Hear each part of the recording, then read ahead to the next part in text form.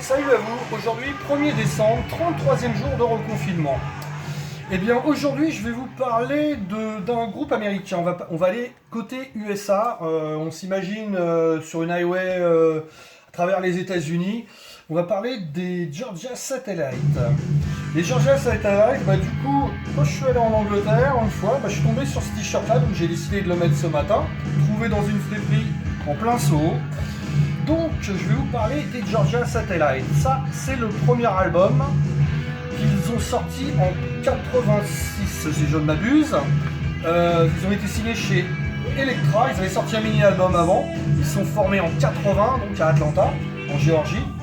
Et donc ils portent bien leur nom, Georgia Satellite, parce que dans les années 80, sortir et être signé sur une majeure, alors que le rock sudiste vire dans la FM, eux ils sont partis dans la voie très rock'n'roll, très rock, qui sointe un peu la country, qui sointe le blues. C'est de l'Americana en gros, ce genre de musique.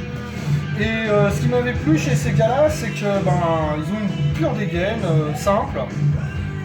Cheveux longs, veste en jean, perf, look simple.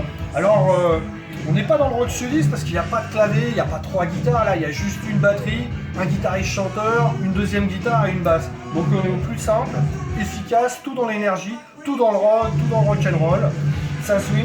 Ce projet est emmené par monsieur Dan Baird qui avec Rick Richard vont mener l'aventure sur 3 albums avec Elektra. Ça sera donc le troisième album, et ça, le deuxième album. Donc ils ont fait 3 albums sur la major, et ensuite, après avoir tourné et tout ça, écumé les États-Unis, pas mal l'Angleterre, parce qu'ils ont eu un bon succès là-bas, ils vont s'arrêter.